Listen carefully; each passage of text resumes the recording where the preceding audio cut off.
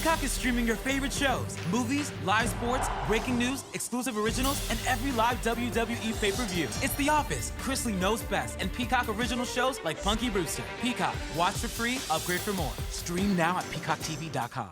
Live by Live has all of your favorite music, and you can listen for free. Whether you hit play on one of our hundreds of curated music stations or create your own custom artist radio station, you'll find the music you love on Live by Live. Visit livexlive.com or search LiveX Live in the App Store or Google Play and listen for free now. Shooting. I'm Gigi Barnett. D.C. police released body camera video of an officer shooting a man in his Northwest apartment. I'm Megan Cloherty. A major Maryland utility company will start shutting off water for customers behind on payments. I'm Valerie Bonk. Good morning. It's 2 o'clock.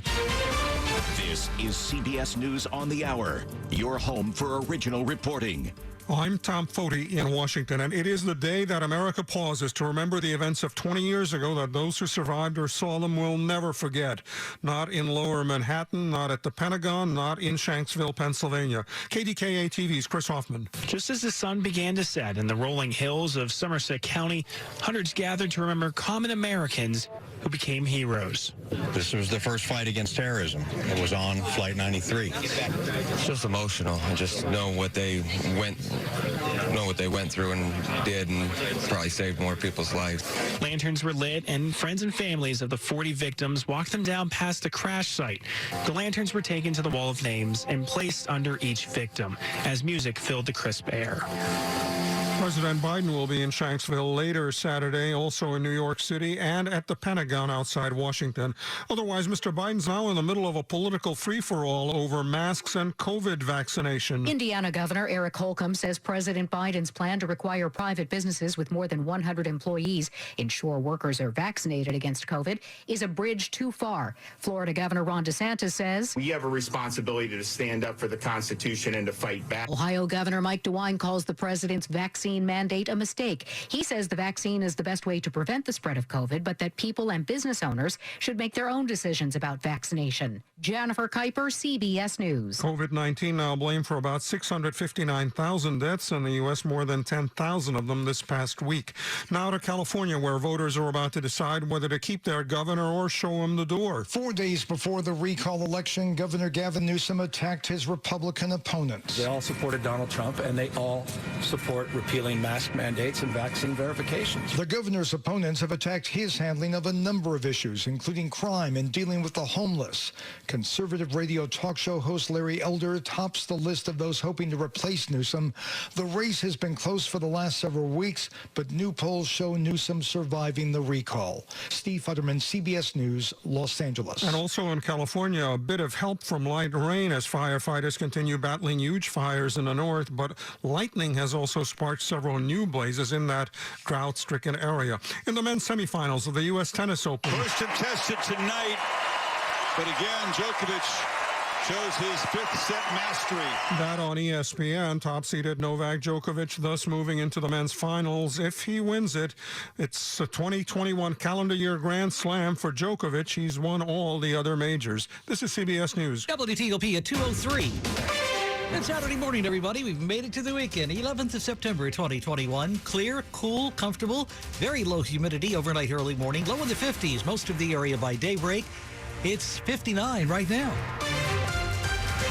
I'm Dean Lane. We do indeed thank you for taking us along for your weekend morning ride. Topping the stories we're looking at for you as we head into this early Saturday morning together. The 9/11 terror attacks, the Beltway snipers in 2002, the COVID-19 pandemic of 2020.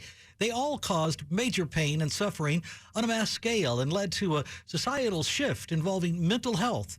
We continue our coverage September 11th, 20 years later, this morning here on WTOP. In terms of our society recognizing the need for mental health treatment. Dr. Lauren Grauert is a Kaiser Permanente psychiatrist. Those are some consequences, I think some good consequences that have come from some painful experiences. While Grauert believes big traumatic events such as 9/11 and the pandemic led to advocacy and evolving perceptions, she says there's still far to go. There still, unfortunately, is a lot of pervasive stigma around mental health and mental health treatment. Christy King, WTOP News. See more of our coverage a click away at WTOP.com. Search September 11th. WTOP at 2:04, a warning this Saturday morning, health warning about the potential spread of measles in our area, even as we deal with the big COVID situation. The Virginia Department of Health says 3 refugees traveling from Afghanistan as part of the emergency evacuation apparently were diagnosed with measles. Potentially, exposure could have happened at one of 3 areas: Dulles Airport on September 3rd through the 4th or September 8th, the Stone Springs Hospital Center, the emergency waiting room there on September 6th or 8th, and the Dulles Expo Center on September 4th through the 8th.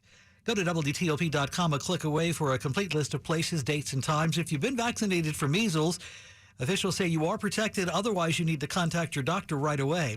The U.S. stopped all American-bound flights of Afghan evacuees earlier on Friday because of the measles cases. Stay tuned. A deadly police shooting locally in Oxon Hill.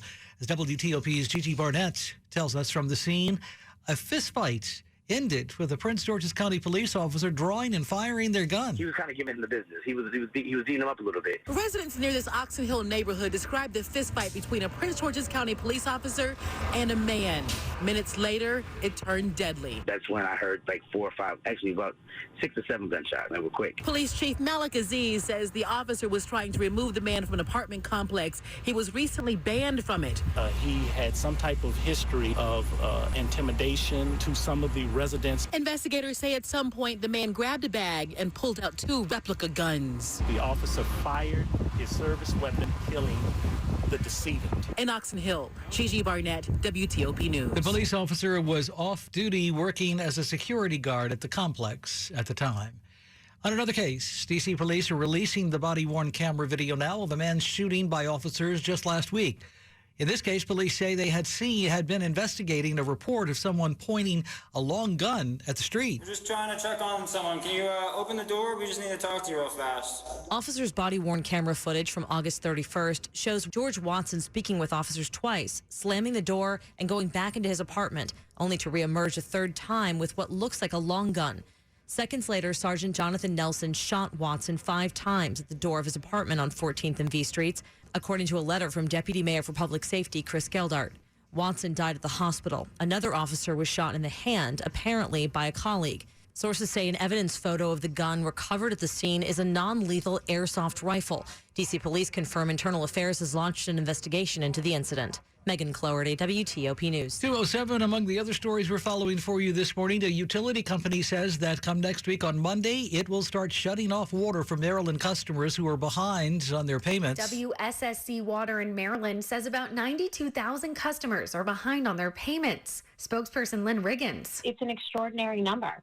We've never seen this many delinquent accounts. The shutoffs are being resumed for the first time since the pandemic began, and Riggins said that delinquent accounts total more than $66 million in late payments. But if you're behind, she said reach out. If people pick up the phone and call us, we will walk them through creating a payment plan that works for their budget. DC Water told WTOP that they resumed late fees at the beginning of the month, but do not have a date yet to resume shutoffs. Valerie Bonk, WTOP News. At CDW, we get that a cyborg assistant won't make your employees more productive from home. Please, call me Brian. I can vacuum your dog. My first plan to spice up the NFL season was to add man-eating tigers to the game. We lost a lot of great players that day, and that was my bad. Now I'm bringing you the Caesars Sportsbook app. It's got live in-game betting, parlays, and Caesars rewards, people. It's even better than Tiger Ball. Must be 18. Gambling problem? Call 1-800-522-4700.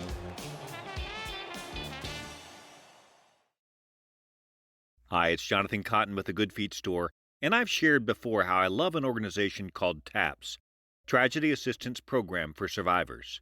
Recently, we invited some TAPS family members who had lost a military loved one to have dinner with us. As we listened to their stories, I was reminded again of how the loss of a military loved one is such a devastating experience. Not only is the loved one gone, but often they lose their military community, and sometimes an entire lifestyle. My heart was sad over their grief, yet my spirit was inspired by their courage. Then to top it off, I was amazed at their graciousness as they thanked us for just listening. At the Good Feet Store, we love helping you get out of pain and back into the life you love, and we love supporting the work of TAPS. Come in today for your free fitting and test walk. and ask any of our team members why TAPS is an organization that every American can support. Visit goodfeet.com for the location nearest you.